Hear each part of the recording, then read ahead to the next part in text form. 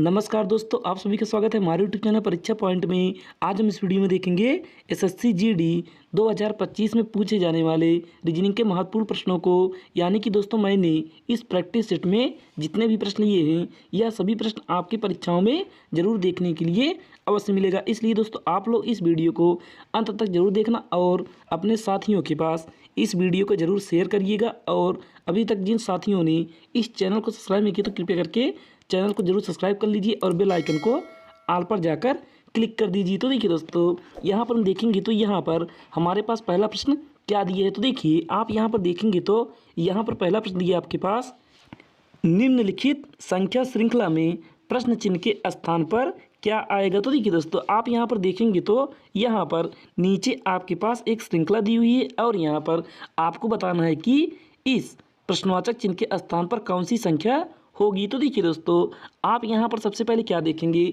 आप इस श्रृंखला में सबसे पहले देखेंगे तो यह जो हमारे पास संख्या दी हुई है यह संख्या हमारा तेज़ी से आगे बढ़ रही है। तो यहाँ पर दोस्तों लगाएंगे गुणे का नियम। अगर यह संख्या हमारा अचानक से आगे बढ़ती तो वहाँ पर लगाते हैं हम स्क्वायर या फिर क्यूब का नियम। लेकिन दोस्तों यह श्रृंखला हमारी तेज़ी से आगे बढ़ रही तो यहाँ पर लगाएंगे हम गुणे का नियम। तो देखिए आप यहाँ पर 12 में किसका गुणा करें कि इस 32 के करीब पहुँच जाए। तो यहाँ पर दोस्तों हम 12 में अगर 2 का गुणा करेंगे तो यहाँ पर कितना होगा, 12 दूनी 24। उसके बाद उस 24 में अगर हम 8 जोड़ेंगे तो यहाँ पर होगा 32। उसी प्रकार से आगे अब यहाँ पर हम दोस्तों 32 में 2 का गुणा करेंगे कितना आएगा, 32 में 2 का गुणा करेंगे तो यहाँ पर होगा 64। और 64 में अगर हम 8 जोड़ेंगे तो यहाँ पर होगा 72। उसके बाद इस 72 में फिर अब हम यहाँ पर 2 का गुणा करेंगे और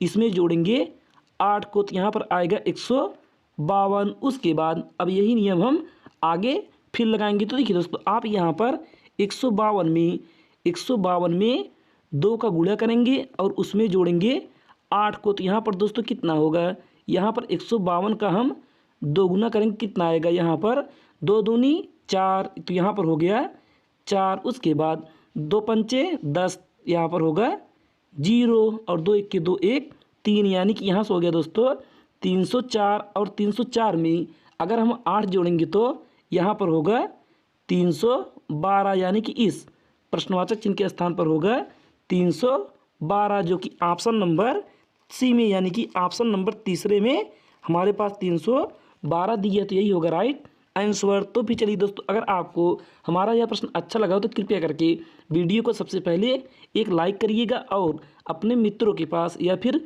ग्रुप में इस वीडियो को ज़रूर शेयर करिएगा। अब हम देखते हैं प्रश्न संख्या 2 को। तो देखिए दोस्तों यहाँ पर हम देखेंगे तो यहाँ पर दूसरा प्रश्न दिया हमारे पास, नीचे दी गई श्रृंखला में, यहाँ पर दूसरा प्रश्न दिया है, नीचे दी गई श्रृंखला में एक पद लुप्त है, लुप्त पद का पता लगाएं। तो देखिए दोस्तों यहाँ पर हमारे पास लेटर सीरीज दिया हुआ है, यानी कि इससे पहले हमारे पास नंबर सीरीज दिया था, यहाँ पर हमारे पास दिया है लेटर सीरीज। तो देखिए आप यहाँ पर सबसे पहले क्या करेंगे, आप दोस्तों इन सभी लेटर का लिखेंगे प्लेस वैल्यू, क्योंकि दोस्तों अगर आप इसका प्लेस वैल्यू लिखेंगे तो आपको यहाँ पर यह पता चलेगा कि इसमें कौन सा नियम लागू हुआ है। तो देखिए दोस्तों आप यहाँ पर ए का प्लेस वैल्यू लिखेंगे कितना आएगा, ए का प्लेस वैल्यू होगा 1। उसके बाद सी का प्लेस वैल्यू होगा 3। उसके बाद एफ का प्लेस वैल्यू होगा 6 और एच का होगा 8। तो देखिए दोस्तों अब यहाँ पर आप देखेंगे तो यहाँ पर अगर आप 1 में 2 जोड़ेंगे तो यहाँ पर होगा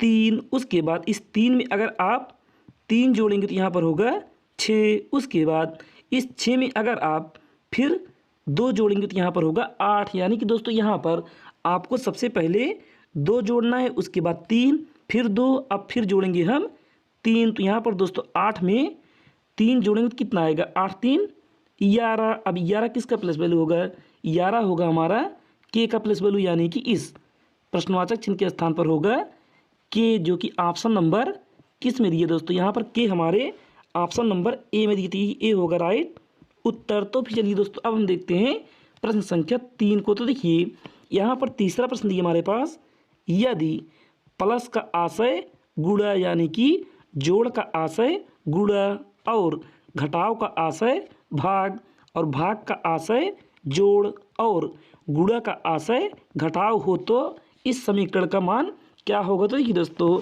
आप यहाँ पर देखेंगे तो यहाँ पर आपके इस समीकरण में जो जो चिन्ह दिए हैं, इस सभी चिन्हों को हमें इस प्रश्न के अनुसार यानी कि ऊपर दिए हुए प्रश्न के अनुसार इन सभी चिन्हों को आपस में बदलना होगा। तो देखिए दोस्तों, आप यहाँ पर सबसे पहले क्या लिखेंगे, आप यहाँ पर सबसे पहले लिखेंगे 20, तो यहाँ पर लिखेंगे हम 20। उसके बाद इस भाग के स्थान पर हम लिखेंगे क्या, प्लस, यानी कि ऊपर दिया है भाग का आशय है जोड़, तो यहाँ पर करेंगे हम 20 प्लस 40, यानी कि 20 जोड़े 40। उसके बाद आगे यहाँ पर दिया है माइनस और ऊपर दिया है माइनस का आशय है भाग, तो यहाँ पर करेंगे हम भागे 4। उसके बाद यहाँ पर फिर दिया है हमारे पास गुणा और ऊपर दिया है गुणा का आशय है घटाव, तो यहाँ पर करेंगे -5। उसके बाद यहाँ पर दिया है प्लस और ऊपर दिया है प्लस का आशय है गुणा, तो यहाँ पर करेंगे गुणे 6। अब देखिए दोस्तों, अब यहाँ पर हम इसे हल करेंगे तो यहाँ पर हमें कितना प्राप्त होगा, यहाँ पर हम 4 से काटेंगे 40 को तो यह जाएगा 10 बार में, क्योंकि दोस्तों हम बारहमास का नियम लगाएंगे। तो यहाँ पर हम सबसे पहले भाग को हल करेंगे, उसके बाद यहाँ पर माइनस, अब उसके बाद यहाँ पर हम करेंगे गुणा, तो यहाँ पर 5 का गुणा 6 में करेंगे तो यहाँ पर होगा 5 छंग 30। उसके बाद यहाँ पर प्लस और यहाँ पर 20। अब उसके बाद दोस्तों यहाँ पर हम 20 में 10 जोड़ेंगे तो यहाँ पर होगा 30 और यहाँ पर -30। अब देखिए दोस्तों, यहाँ पर 30 में 30 घटाएंगे तो यहाँ पर आएगा 0, यानी कि इस प्रश्नवाचक चिन्ह के स्थान पर होगा 0, जो कि ऑप्शन नंबर डी में दी थी। ऑप्शन डी होगा हमारा राइट आंसर। तो फिर चलिए दोस्तों, अब हम देखते हैं प्रश्न संख्या 4 को। तो देखिए यहाँ पर चौथा प्रश्न दिया हमारे पास, ए लंबा है बी से लेकिन सी से छोटा है। तो यहाँ पर दोस्तों बनाएंगे ए लंबा है बी से लेकिन सी से छोटा है, तो यहाँ पर बनाएंगे हम ए को, ए लंबा है बी से, तो यहाँ पर हो गया नीचे बी, लेकिन सी से छोटा है तो सी होगा ऊपर। उसके बाद आगे फिर यहाँ पर देखेंगे तो यहाँ पर दिए हमारे पास डी सी से छोटा है लेकिन ए से लंबा है, यानी कि डी होगा सी और ए के बीच में, क्योंकि ए से लंबा है और सी से छोटा है। उसके बाद आगे फिर यहाँ पर दिया है ई सी से छोटा है, तो यहाँ पर ई जो होगा वह सी से छोटा है, तो यहाँ पर हम ई सबसे नीचे बैठा लेते हैं। उसके बाद तो यहाँ पर हमसे प्रश्न पूछा है कि बताएं कि सबसे लंबा कौन है, यानी कि इसमें सबसे लंबा कौन होगा। तो देखिए दोस्तों, आप यहाँ पर देखेंगे तो यहाँ पर सबसे ऊपर हमारा सी है, तो यही होगा सबसे लंबा, जो कि ऑप्शन नंबर ए में दी, तो ए होगा राइट उत्तर, यानी कि ऑप्शन ए होगा हमारा करेक्ट आंसर। तो फिर चलिए अब हम देखते हैं प्रश्न संख्या 5 को। तो देखिए दोस्तों, यहाँ पर 5वां प्रश्न दिया हमारे पास, पासे की दिखाई गई विपरीत सतहों में यदि 4 सबसे नीचे हो तो ऊपरी सतह पर कौन सा अंक होगा। यानी कि दोस्तों यहाँ पर हमारे पास एक पासे की 2 स्थितियाँ नीचे दी हुई है और हमें बताना है कि 4 के विपरीत कौन सी सतह होगी। तो देखिए दोस्तों, आप यहाँ पर सबसे पहले इन दोनों पासों में ढूंढेंगे कॉमन सतह। तो यहाँ पर हम देखेंगे तो यहाँ पर हमारे पास कॉमन होगा एक, क्योंकि एक यहाँ पर भी है और एक यहाँ पर भी है। अब उसके बाद दोस्तों यहाँ पर हम इस एक को पकड़ेंगे और घड़ी की दिशा में इस तरीके से घुमाएंगे और यहाँ पर एक को पकड़ेंगे और घड़ी की दिशा में इस तरीके से घुमाएंगे। तो देखिए दोस्तों, आप इसे घड़ी की दिशा में इस तरीके से घुमाएंगे तो आपको क्या प्राप्त होगा। यहाँ पर सबसे पहले एक के बाद आएगा 2 और 2 के बाद आएगा 3। अब उसके बाद दूसरे वाले पासे में करेंगे तो यहाँ पर 1 के बाद आएगा 6 और 6 के बाद आएगा 5। तो देखिए दोस्तों, आप यहाँ पर देखेंगे तो यहाँ पर 3 के विपरीत 5 और 5 के विपरीत 3, उसके बाद 4, उसके बाद दोस्तों यहाँ पर 2 के विपरीत 6 और 6 के विपरीत 2। अब उसके बाद यहाँ पर 1 के विपरीत 1 तो होगा नहीं, क्योंकि दोस्तों 1 के विपरीत 1 कभी नहीं होगा, जो इसमें नहीं दिया है, यानी कि इन सभी में जो अंक नहीं दिया है वही 1 के विपरीत होगा। तो यहाँ पर दोस्तों 1 के विपरीत होगा 4, यानी कि 1 का अपोजिट, यानी कि 1 की विपरीत सतह होगी 4 और 4 की विपरीत सतह होगी 1। तो यहाँ पर दोस्तों हमसे प्रश्न पूछा है कि 4 के विपरीत, तो यहाँ पर 4 का विपरीत होगा 1, तो यहाँ पर ऑप्शन नंबर डी होगा हमारा राइट आंसर, क्योंकि यहाँ पर 1 दिया है तो यही होगा करेक्ट उत्तर। तो फिर चलिए दोस्तों, अब हम देखते हैं प्रश्न संख्या 6 को। यहाँ पर दोस्तों हमारे पास प्रश्न दिया है, उस समूह का चयन कीजिए जिसमें संख्याएं उसी प्रकार से संबंधित है जैसे निम्नलिखित समूह की संख्याएं हैं। यानी कि दोस्तों यहाँ पर नीचे हमारे पास कुछ संख्याएं दी हुई है और यहाँ पर हमें बताना है कि इस संख्या में यानी कि प्रश्न वाली संख्या में जो नियम लागू होगा वही नियम इन चारों ऑप्शन में किस ऑप्शन में वही नियम फॉलो करेगा। तो देखिए दोस्तों, आप यहाँ पर देखेंगे तो यहाँ पर आपके पास संख्या दी हुई है 15, 45 और 30।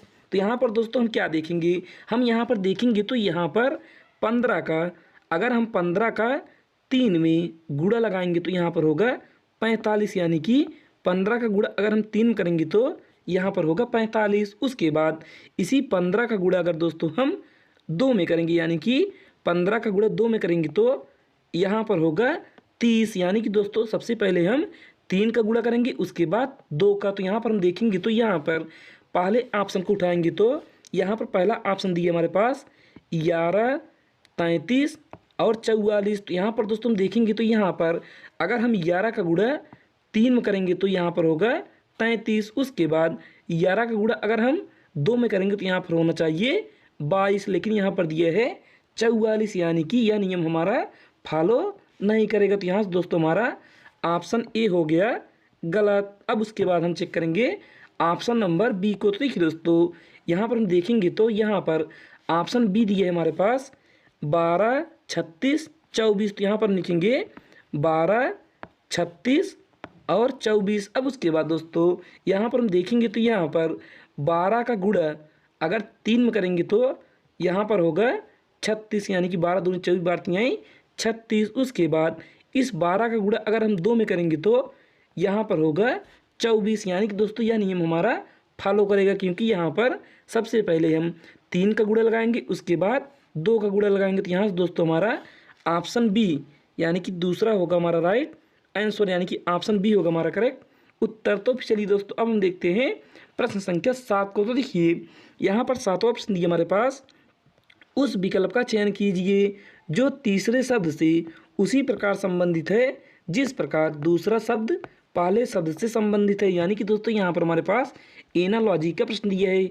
यानी कि शब्द एनालॉजी का प्रश्न यहाँ पर दिया है और हमें बताना है कि जिस प्रकार से निर्दयी का संबंध दयालु से है उसी प्रकार गहरा का संबंध क्या होगा। तो देखिए दोस्तों आप यहाँ पर देखेंगे तो यहाँ पर निर्दयी का अपोजिट यानी कि निर्दयी का विलोम यहाँ पर दिया है दयालु। यानी कि निर्दयी होता है, निर्दयी का होगा यहाँ पर दयालु, क्योंकि दोस्तों यहाँ पर इन दोनों का अपोजिट यानी कि उल्टा दिया है। उसी प्रकार से यहाँ पर गहरा का उल्टा क्या होगा, यानी कि गहरा का उल्टा हम देखेंगे तो यहाँ पर ऑप्शन ए दिया है हमारे पास उथला। लेकिन दोस्तों यहाँ पर गहरा का उल्टा उथला उचित नहीं हो रहा है, तो यहाँ से हमारा ऑप्शन ए नहीं होगा। उसके बाद ऑप्शन बी देखेंगे तो यहाँ पर दिया है छिछला, यानी कि दोस्तों गहरा का विपरीत यानी कि गहरा का विलोम होगा छिछला, यानी कि यही होगा राइट आंसर, यानी कि ऑप्शन बी होगा हमारा करेक्ट उत्तर। तो चलिए दोस्तों अब हम देखते हैं प्रश्न संख्या 8 को। तो यहाँ पर 8वां प्रश्न दिया हमारे पास, निम्नलिखित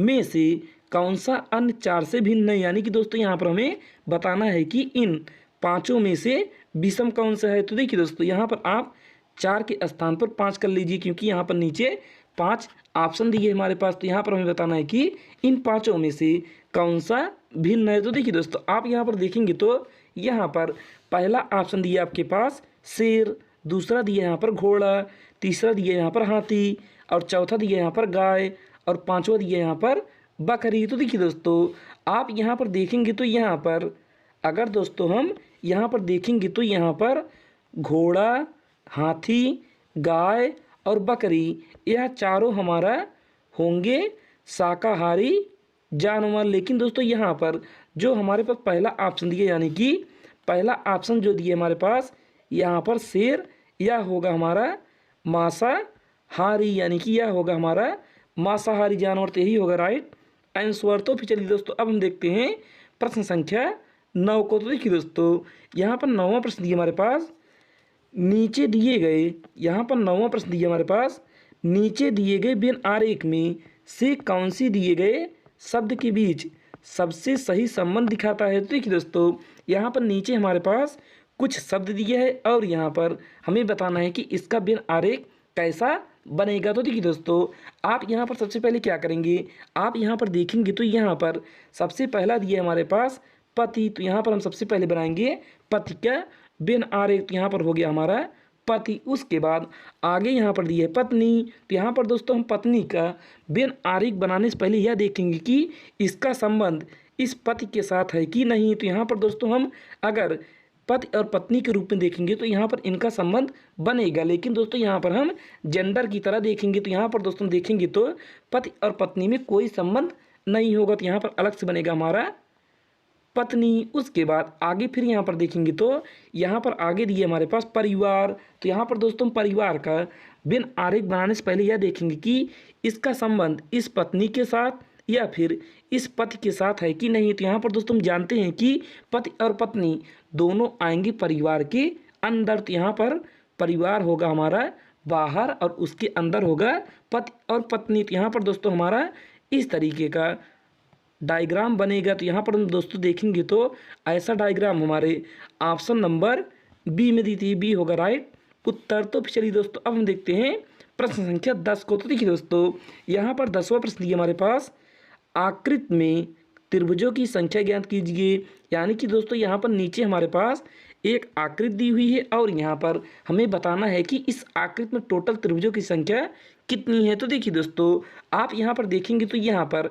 आप सबसे पहले देखेंगे तो यहाँ पर अंदर आपको इस तरीके का एक चतुर्भुज नज़र आएगा और उसमें इस तरीके का दोस्तों कुछ बना हुआ दिखाई देगा। तो यहाँ पर हम इसमें गिनेंगे तो इसमें टोटल त्रिभुज कितना होगा, यहाँ पर 1 2 3 और 4। अब इसी 4 का दोस्तों हम करेंगे 2 गुना। 4 का दुगना होगा 8। यानी कि दोस्तों यहाँ पर बीच में होगा टोटल 8 त्रिभुज। उसके बाद यहाँ पर दोस्तों अब हम देखेंगे तो यहाँ पर एक त्रिभुज यहाँ पर, एक यहाँ पर, एक यहाँ पर और एक यहाँ पर, यानी कि 4 त्रिभुज और बन गया। तो यहाँ दोस्तों हम 4 त्रिभुज और लेंगे। उसके बाद आगे दोस्तों यहाँ पर हम एक त्रिभुज यहाँ पर, एक यहाँ पर, एक यहाँ पर और एक यहाँ पर, यानी कि 4 त्रिभुज और बन गया। अब दोस्तों यहाँ पर हम इसे जोड़ेंगे तो यहाँ पर कितना होगा, 8 8 4 12, 12 4 16। यानी कि इस आकृति में टोटल त्रिभुजों की संख्या होगी 16, जो कि ऑप्शन नंबर बी में दी थी। बी होगा राइट उत्तर। तो फिर चलिए दोस्तों, अगर आपको हमारी वीडियो अच्छी लग रही हो तो कृपया करके, यानी कि पूरा प्रश्न आपको अच्छा लगा हो तो कृपया करके वीडियो को सबसे पहले एक लाइक करिएगा। और अभी तक आप लोगों ने हमारे इस चैनल को सब्सक्राइब नहीं किया तो कृपया करके चैनल को ज़रूर जाकर सब्सक्राइब कर लीजिएगा और इस वीडियो को अपने दोस्तों के पास या फिर ग्रुप में ज़रूर शेयर करिएगा। आज के लिए बस इतना ही, धन्यवाद। अब हम मिलते हैं अगले क्लास में कुछ महत्वपूर्ण प्रैक्टिस सेट के साथ।